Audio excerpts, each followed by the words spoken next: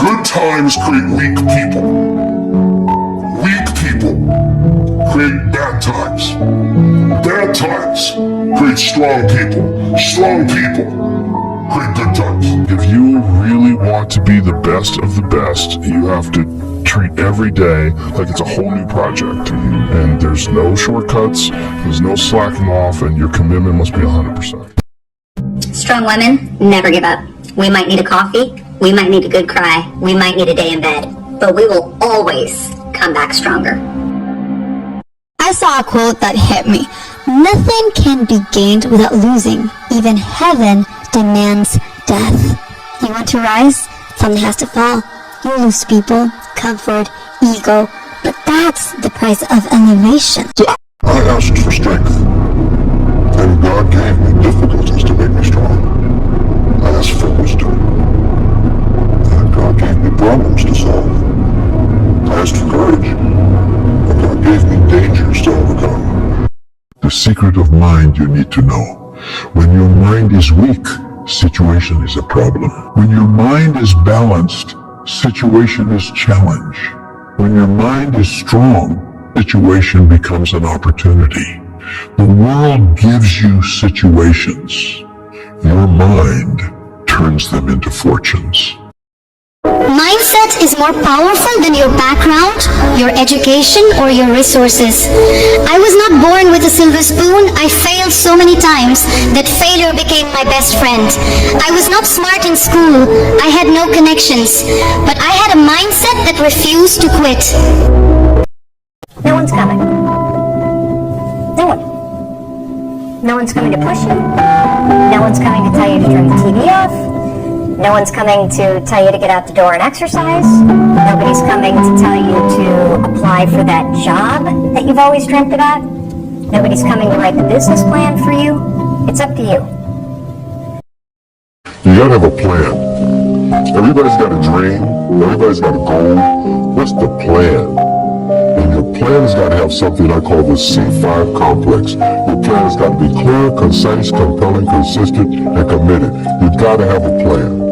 And when you're trying to do something that you're truly passionate about, there is no plan B. Other people's perception of you ain't none of your business. Everything you've ever been through, sat through, rose through, cried through, prayed through, everything is a setup for your next best season. But I would tell you something right now. You can be successful without an education. You can be successful without coming from a rich family. You can be successful. I don't care what color you are, what faith you belong to, care what's wrong with you. You can be successful.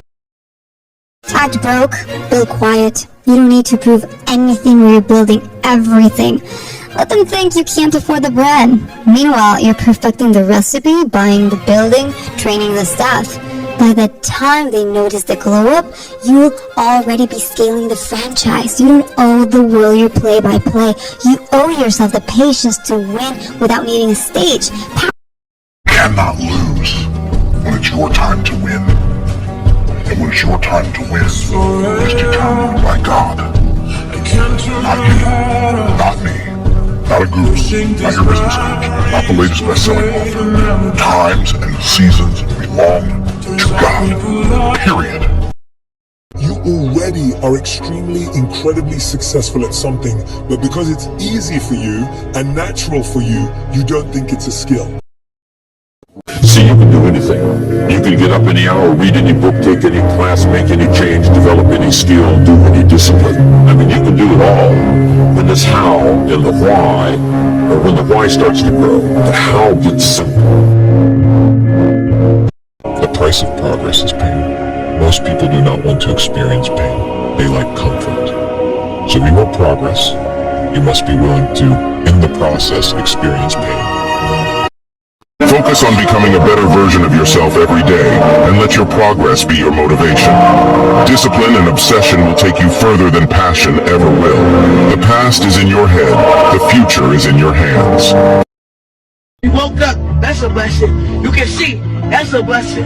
You can hear, that's a blessing. Now get up and get your mind right. And don't forget that the main focus is remain focused. Get your mind right. Big motion.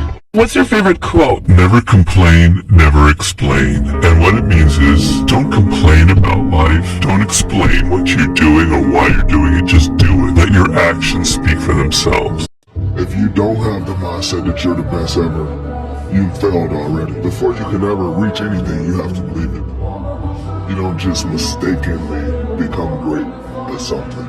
Okay, if you imagine for a second the last 5 years of your life and compare that to the next 5 years of your life and what you want it to look like, what you want to change, those two will look exactly the same, almost identical, if you keep the same beliefs you have about yourself and about the world around. Basically, your entire belief system is created from the experiences you've had in your life. Let's say your family has had super bad genetics your whole life, or your family's been super poor, or your ex cheated on you, now you think all men are trash, all women are trash, right? Basically, all those beliefs are tied to your story, your ego. And your ego always wants to be right about predicting the future. That's why it will hold on to these beliefs. But the funny part about how reality works in your mind is that if you don't change the beliefs, the experiences will never change. So it basically just comes down to being completely delusional and hypnotizing yourself into a future that you want.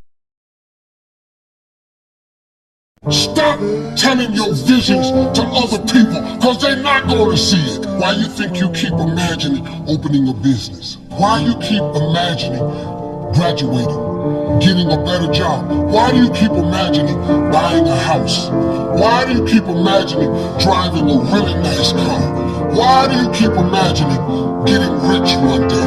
Why do you keep imagining that? Because God is talking to you. He's showing you something that He has for you.